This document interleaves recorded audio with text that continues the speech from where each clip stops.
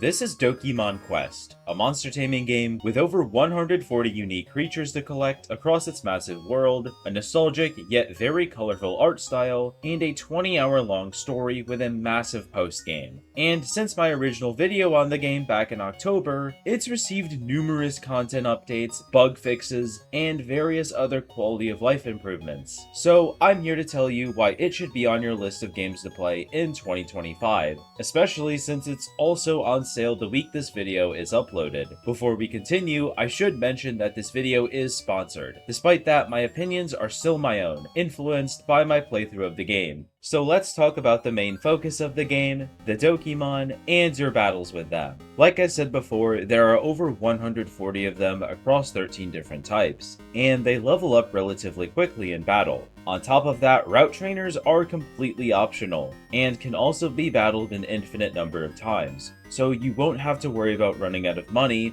or being underleveled. But what I really enjoyed was just how customizable they are. In the stat screen, you'll be able to allocate points to certain stats, and you'll earn more of these points as you level up. There is also no cost or drawback to reallocating them. The same thing goes for moves, as you can change them out as you please, and even see which ones you'll unlock next. Speaking of moves, all the Dokimon I captured had a pretty wide variety of learnable attacks. As for the battles themselves, they closely resemble the older Pokemon games, with moves costing points, as well as being split into physical, special, and status categories. But one thing that did stand out to me about the battles was being able to see the effectiveness of your attacks, the applied buffs when holding tab, and even the option to have battles in the overworld. I personally preferred the default battle scene, but the second option still looks really nice. But in Dokimon, you'll begin the story as a ranger, on an adventure in search of your missing childhood friend.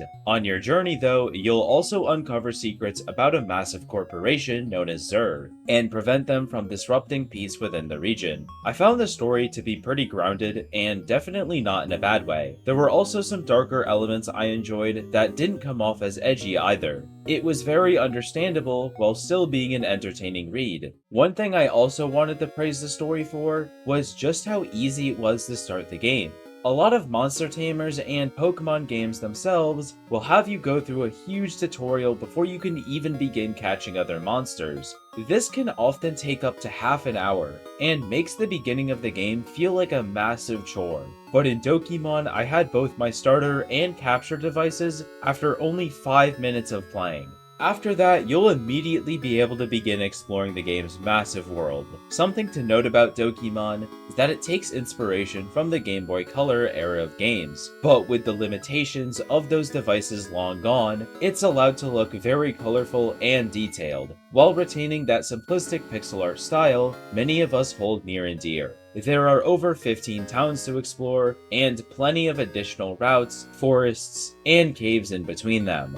But like I mentioned at the beginning, Dokimon has a massive post-game with tons of extra areas to explore, and plenty of rare monsters to capture. I don't want to spoil too much of it, though I will say there is a lot of content. So altogether, you'll have around 20 to 25 hours of main story content, which doesn't even include other side quests or trying to capture every monster. Before I close out the showcase, I wanted to show off some additional features that will make an enjoyable Dokimon playthrough even more accessible. First of all, there's a battle speed-up option built right into the game, which can be activated by simply holding down the action key. Next, you can choose to play with either an 8-bit or piano-styled soundtrack, as well as a choice between 20 retro color palettes, in case full color isn't your preferred style. Finally, the game also supports 3 additional languages. So, should you buy Dokimon? Well, like I said at the beginning of this video, the game is 40% off the week this video is uploaded. But overall, if you're a fan of the older Pokemon games,